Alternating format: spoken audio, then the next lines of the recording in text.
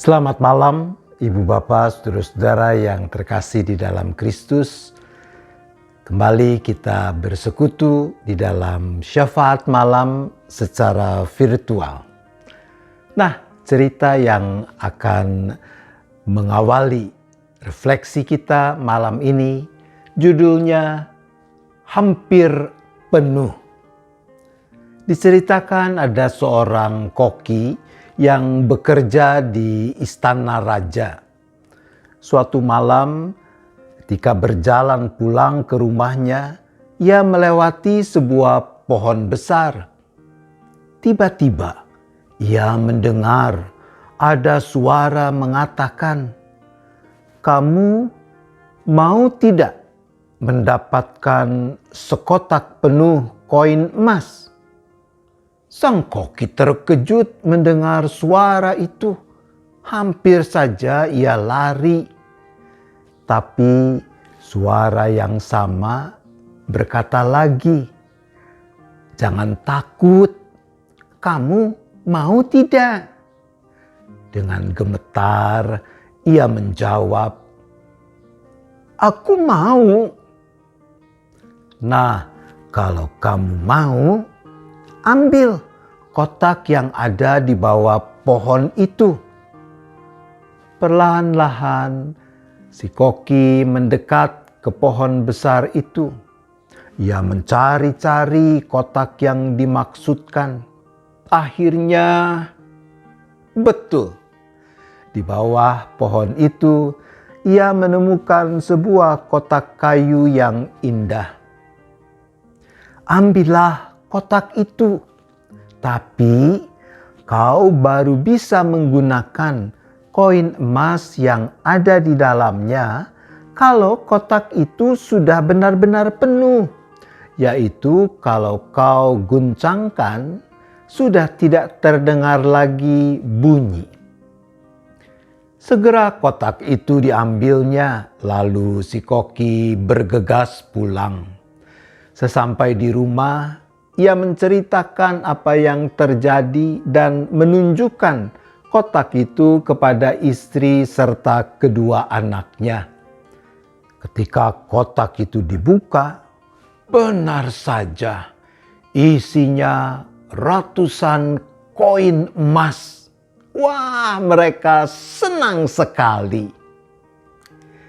Tapi koki itu lalu menceritakan pesan dari suara yang ia dengar.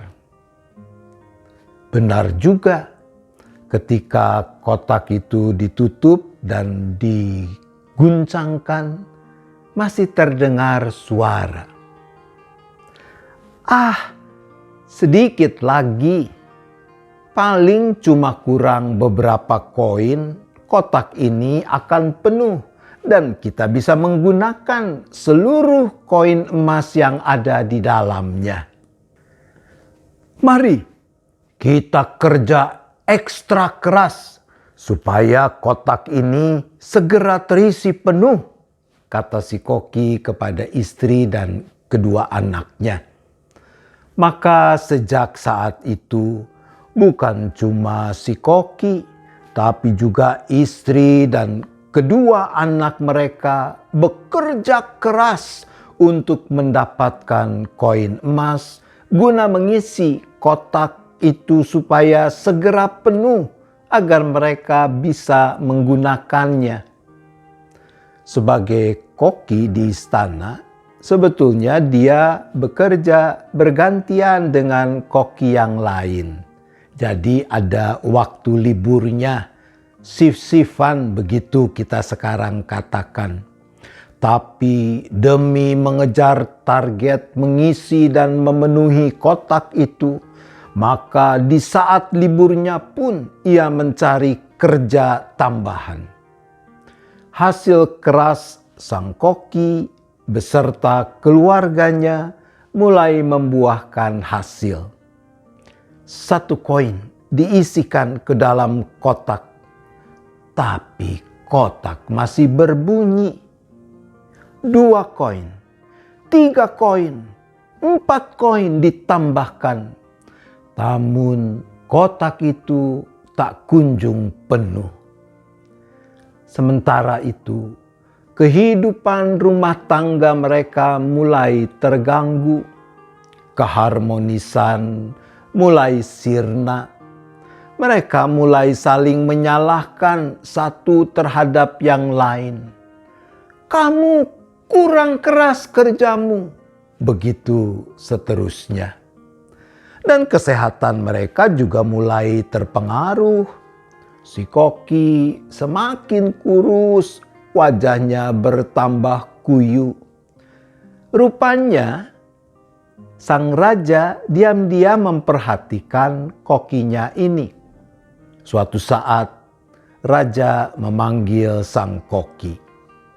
Sambil tersenyum, raja berkata, "Kau pasti menemukan kotak berisi koin emas itu kan?" Si koki tertunduk dan menjawab, "Iya, Baginda Raja. Bagaimana Baginda Raja bisa mengetahui hal itu?" Raja menjawab, "Aku juga pernah menerima tawaran itu. Percayalah kepadaku, kotak itu tidak akan pernah bisa penuh. Buang kotak itu ke laut. Kalau tidak, kotak itu akan mencelakakanmu dan keluargamu." Untung si koki mau mendengarkan nasihat raja. Setelah kotak itu dibuang, mulai pulih kembali kehidupan si koki serta keluarganya. Keharmonisan, kedamaian mulai kembali bersemi. Nah, ibu bapak, saudara-saudara, ada di antara saudara yang berminat memiliki kotak itu? Teks di dalam 1 Timotius 6 ayat yang ke-10 mengatakan begini, "Karena akar segala kejahatan ialah cinta uang.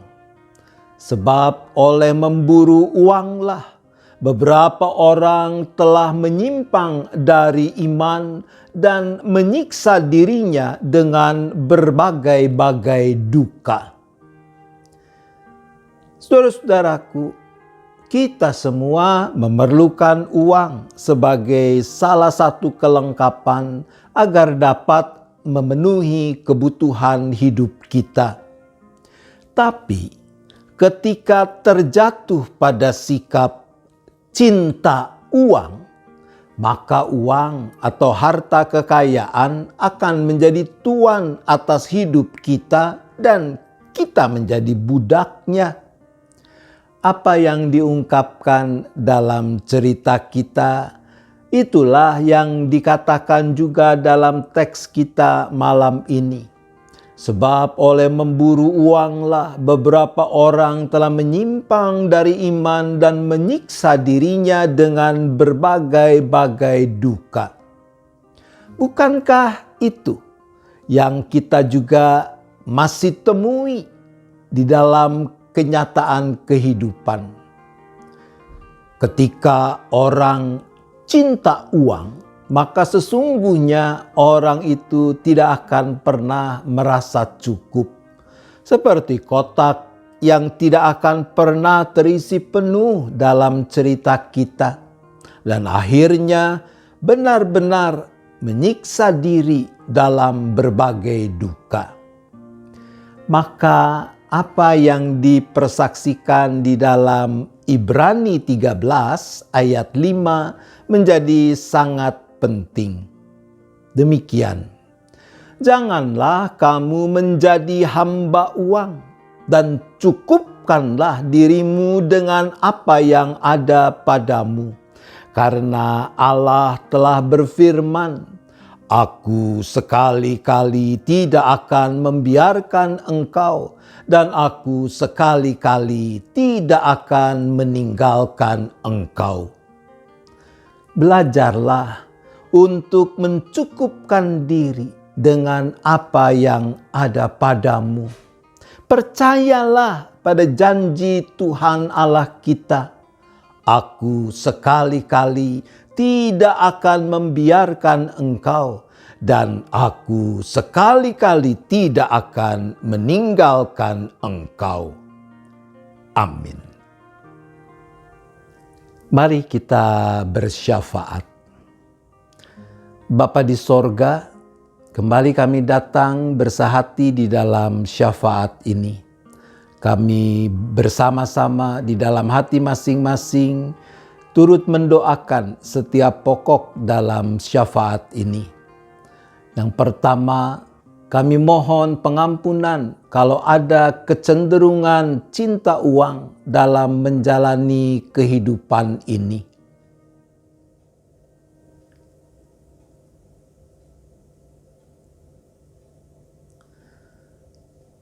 Maka kami juga memohon, ya Bapa, berilah kami kemurnian hati, kejernihan pikiran, agar bisa mencukupkan diri dengan apa yang sudah Tuhan beri, dan percaya pada pemeliharaan Tuhan.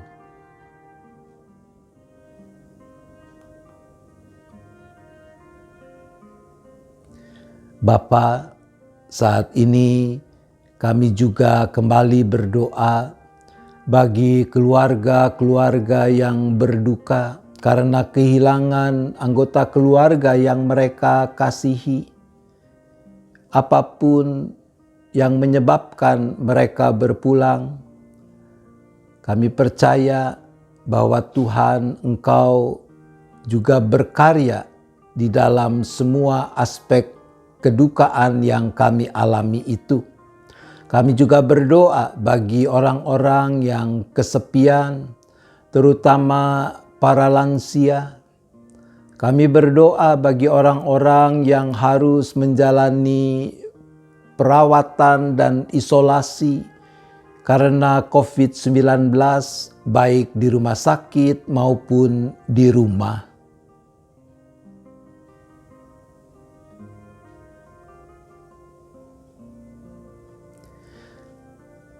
Ya Bapa, di dalam kesesakan perekonomian dan terutama keuangan yang dialami oleh banyak orang, kami mohon agar masyarakat dan terutama para pengikut Kristus mau menunjukkan belas kasihan-Mu, mau bertolong-tolongan untuk menanggung beban kehidupan ini.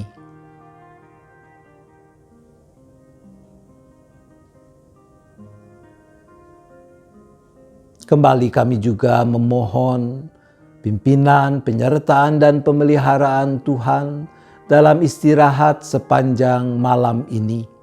Biarlah kami boleh tidur dengan nyenyak, sehingga besok dapat menyambut hari baru dalam keadaan yang lebih baik lagi.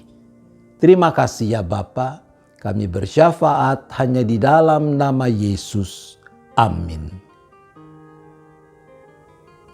Selamat malam Ibu Bapak, saudara-saudara yang dikasihi Tuhan. Selamat beristirahat. Tuhan tetap beserta kita.